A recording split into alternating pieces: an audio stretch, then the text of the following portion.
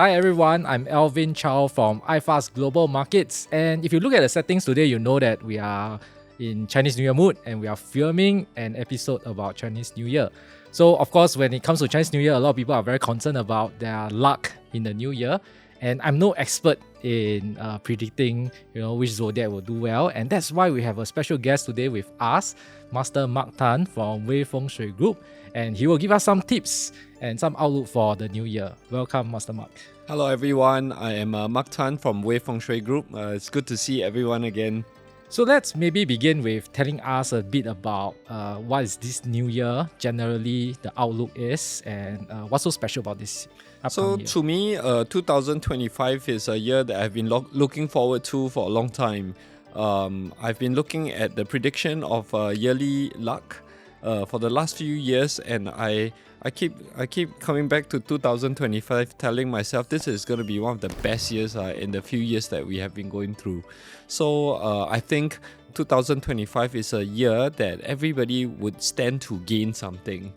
Even if your zodiac is not very good, the market is very good, which means that there's more activities in the market, there's more money for everyone. It's not so it's not like in the last few years where the resources are controlled by some zodiacs. This is a free-for-all kind of year. So to me, it's a very, very good year. I'm really looking forward to this year of the snake.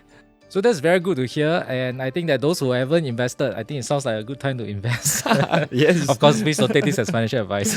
Yes, please don't. But I also heartened to hear that January is good for everyone, and the market's outlook sounds good. And maybe we go deeper into some of this discussion. Right? So maybe the first area that we're talking about is probably the geography. Are there any countries or regions that are likely to do better in 2025? So I think the theme of 2025, this snake is a north-south traveling snake, which means that anything, all the trade that we will see happening, the trends that we see happening is more alliances forming in the north-south axis. Say for example, if you are we are in Southeast Asia, obviously our north is Southeast Asia and also China, and then to our south is Indonesia, right? We'll be forming stronger relationship in the north-south fashion, which means that any countries in the north and south of China, because whenever we do prediction, we start from China, would do quite well. China itself would do quite well. I think Southeast Asia would be always a beneficiary when China does well. And then the Southwest energy is quite well as well. And Southwest energy is where the Middle East, Africa, those countries are. So I think these three regions, China, Southeast Asia, Middle East, will be regions that will do quite well financially in 2025. Well, that sounds like, finally we're going to see some peace in the Middle East. Right? Hopefully. Because, there'll be a lot of fighting. So 2025 does look good. And so essentially is when you talk about the north-south, the time zone, the same time zone. Yes, China. pretty much the same time zone. Everybody operating the same time zone will find a way to work together a bit more. Okay, that's important to know. Singapore is good, okay? And how about sectors and industry? So sectors to me, I think metal, fire industries are considered the best industries in 2025. Metal industry is anything finance, anything to do with the law, anything to do with weapons. Fire is to do with more consumers, so anything that is targeting consumer market, retail, beauty, fashion, F&B, anything that's very close to heart to consumers are considered fire. So these two sectors will do quite well. I think water would do okay as well. Water is tourism. Water would also include transport.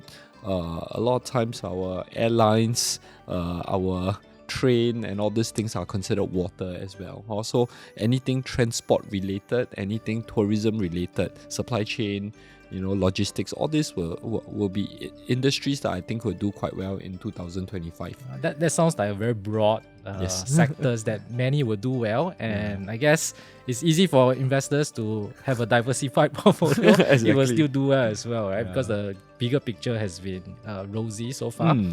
And how about the negative side, the challenges for some of these industries? So challenges, I would say maybe the construction industry, because they belong to the earth category. would not do very well. Anything agriculture might suffer a little bit. I think the weather changes in 2025 will be a bit more severe. We also think that there's going to be more natural disaster, more floods happening in 2025. Other than that, I think the wood industry, anything to do with education, anything to do with healthcare, might take a step back. They have been doing quite well in the last few years already, so it's a chance for other sectors to do better. Yeah. Sounds like a cycle rotation, right? Yeah, it's a rotation. Yeah, okay. Everybody has a chance of doing well. And now let's go to the zodiacs. Which are the best 3 zodiacs for 2025?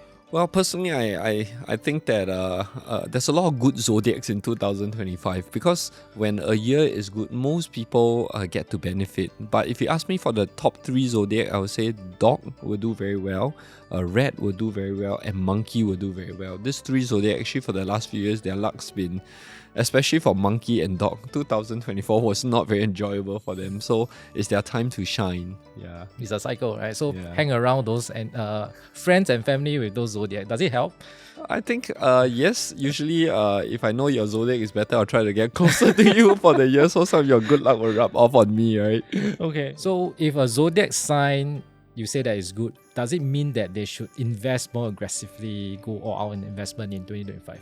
I wouldn't go all out lah. So so usually Chinese wisdom it's always not to go to extremes. So even though your zodiac is very good, like rat is ranked number 1, you always have some kind of bad stars lurking in the background. You don't have any zodiac that only has good stars and completely has no bad stars, or you don't have stars with completely just bad stars with very little good stars or no good stars. So I would still be doing my research, talk to the experts, and then make sure you are informing yourself well. Don't just depend on luck. Luck can only bring you this far, right? So you still need information.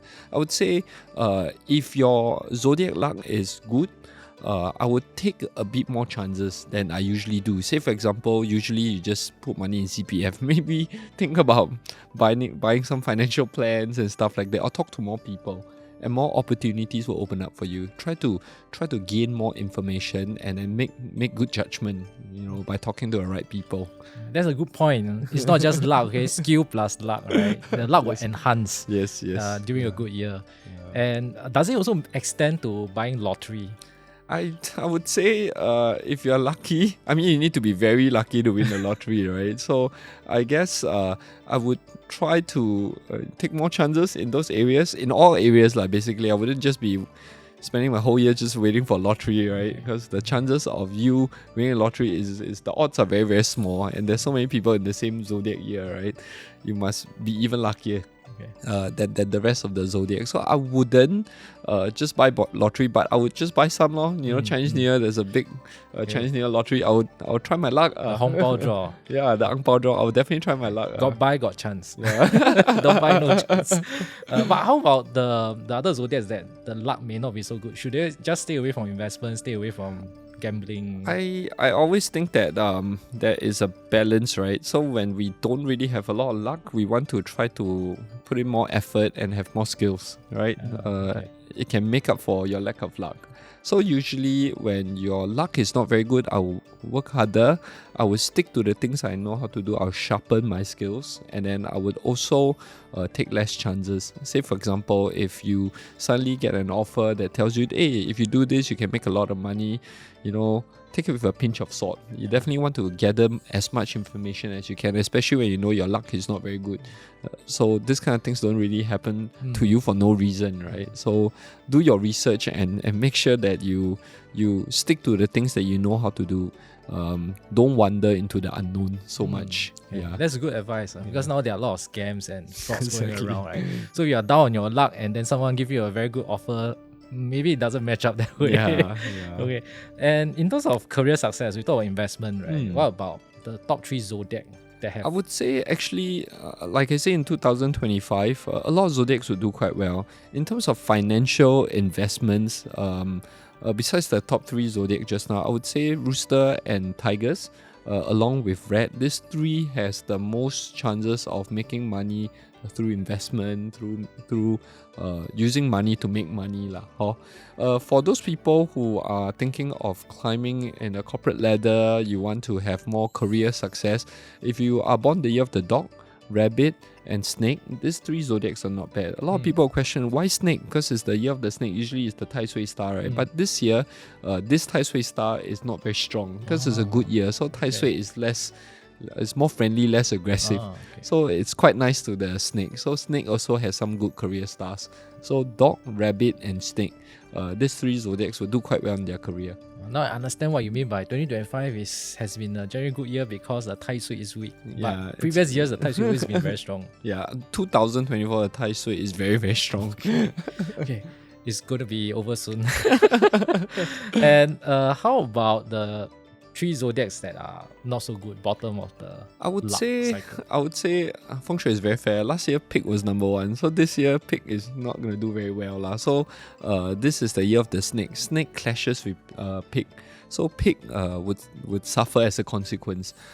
Pig, Ox, and Goat, these 3 zodiacs all were doing quite well in 2024, and this year in 2025 they may have to depend on their skill more than their luck. Okay. Yeah. So I happen to be pig, year of the pig, right? That's why you have so much skills, right? Yeah, so I need to I stopped buying lottery for this year. Since my zodiac is not doing well next year, and does it change my life if I do something different? Like I wear red underwear, does it help? I mean, red is going to be a very auspicious color in 2025, so I would. But does it completely change your luck? I think, first of all, just by knowing your year zodiac doesn't give you the complete picture. You still need to know the month zodiac that you have, the day zodiac that you have, and the hour zodiac that you have, and you want to see the combinations of whether some zodiacs are helping each other out. So doing a more thorough 八字 reading will be helpful. Secondly, yes, I would say that wearing more of the auspicious colors, which is white, gold, red, orange, pink color, these are good colors to wear. Also, when you go for important meetings or you go for interview, wear your own auspicious colors. Wear colors that are good for the year. Don't have to wear red underwear every day or even when you go to sleep. But when you go and meet people, important people, dress up more in your lucky colors. Okay. Yeah. All very flamboyant colors. I need to change my wardrobe. Because 2025 is a year where it's very busy. So everybody's doing well, everybody's coming out to try to do things. If you don't stand out, then you're going to get ignored. And in a year like that, you want to stand out a little bit more. Okay. Yeah. Wear bright colors. Yes. Red, yes. white, pink. Next year, when you walk on the street in 2025, you see people with different colored hair. Each of us will also have a lucky number. Yes. Right? Each zodiac will have a lucky number. Yes. Is it a good advice from a feng shui perspective to buy stocks with tickers that contain our lucky numbers? I wouldn't go as far as looking at the ticker numbers to see what stocks to buy lah. I think I would do my analysis in this way. First, I will see whether my own investment luck is good. Then I'll look at some of the sectors to invest in. Say, for example, I said fire is good. Maybe consumer market, FMCG, all these industries I'll look at a bit more. I think metal is going to be good. So financial institutes or anything to do with currency, money, I would maybe look at a bit more.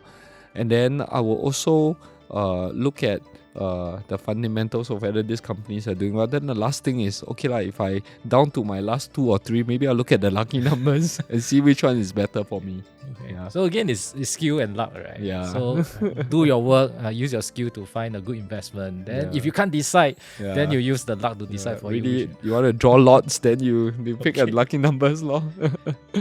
How about, are there like auspicious dates or time that people should invest in 2025? I think when it comes to auspicious dates, of course there are dates that are better than other dates. So we have this theory called the 十二建除, which means that there are some days that are very good, some days that are not very good. But if you want to do investment, it's more personal. So you have to look at your own chart and see whether that day is good for your zodiac. At the very least, you don't want to choose a day to invest that is clashing your own zodiac sign. Also, it's good to check if you're thinking, okay, I'm going to make a big move in the market. At least don't choose a day to do it when it's clashing with your zodiac sign, right? Yeah. And which means, generally speaking, the zodiac readings are very general. People should go for a 八字 reading. I mean, if you want to go deeper into it, then at least go and find out all the 4 zodiacs you have in your chart. There's all free calculators online. You can find out your 4 zodiacs. And then if you really want someone to decipher, then you get someone to read your chart for you. You can go to Way Fengshui, look for Master Mark as well. Yes. When buying stocks, right, even the CEO or the management will have their own zodiac. Is that important? Does that really decide the destiny of the company for the year? Personally, I would always look at my own chart to also give me some insights of what my company should be doing for the year. I will always revisit the key management chart on the yearly basis to see, okay, who has better luck? Where can I place them in better areas where I need a bit more luck, right? So I think it's meaningful to look at, if you have access to their 八字, it's meaningful to look at it. But I always advise a lot of company CEOs to strategically maneuver their luck as well on a yearly basis. So just because you have bad luck doesn't mean that your company will do badly. There's things to overcome it. Say, for example, you can improve the feng shui of your space, or you can deploy people with better luck under you to do some of the more strategically important things, and you take a step back, or you are at the forefront of doing some other things, right? So, I mean, just by looking at it, you don't know what actions they're taking for the year, right? So that cannot tell you the whole picture as well. Okay. So it does have influence, but it's not everything. It's not everything. Can change. I don't think luck is everything. I mean, luck plays a very important part, but it cannot be everything. And how about good financial habits as a whole from a feng shui perspective? Any good advice? I always tell people the first principle applies when it comes to feng shui. If I go into a house, I see a lot of auspicious things around, but it looks like a Chinese temple. It's very dusty, it's very old, and it's very cluttered. That is bad feng shui. Okay. So the first principle is always be allowing energy to flow in, rest, and then slowly flow out. That means you don't want your house to be too cluttered. You want your house to feel comfortable. Good financial habit is everybody would have a wealth corner at home. If you can find out your wealth corner, it will be good to clear up that area a bit more, brighten it up, and make sure it's clutter free. And then try to decorate up that area nicely, and then put a piggy bank over there. That's what we do for our clients when they come to do feng shui with us. I think that when I walk to a space, it feels comfortable. Generally, the household is happy. When you walk to a house and it's very messy and nobody seems to care about the place, generally you can tell that these clients are dealing with a lot of problems. And I always tell them the first exercise we need to do is clean up the house. Right? If you don't clean up a house, I'm not going to do your project for you because there's no point. Okay. Yeah. So sometimes it can be very common sense principles. Exactly. Right? So feng shui may not be as magical as you think it is, right? Although there are principles, but common sense prevail. Yeah, if the fundamentals are not done right, the good things cannot happen. If your house is not tidy, it's not airy, it's not clean, it's not well ventilated, then no matter what formation I set for you, it's gonna just go to waste. Yeah. So the first principles always applies. That's why there's spring cleaning. Exactly. And spring cleaning, this is an interesting topic. I always tell people if spring cleaning doesn't involve you throwing away some things, you shouldn't bring anything new into the house. Spring cleaning is 除旧迎新.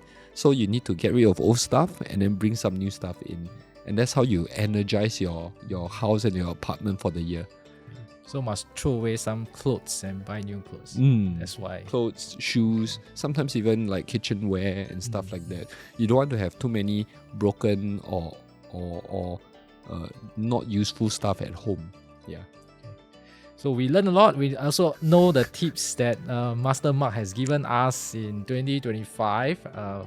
Is a snake year. Yes. It's generally a good year for everyone. So I hope that everyone prosper and huat. Okay. So thank you, Master Mark, for coming here to this filming, and wish everybody all the best in 2025. Make more money, and 恭喜发财. 恭喜发财, Happy New Year. Happy Year of the Snake, right?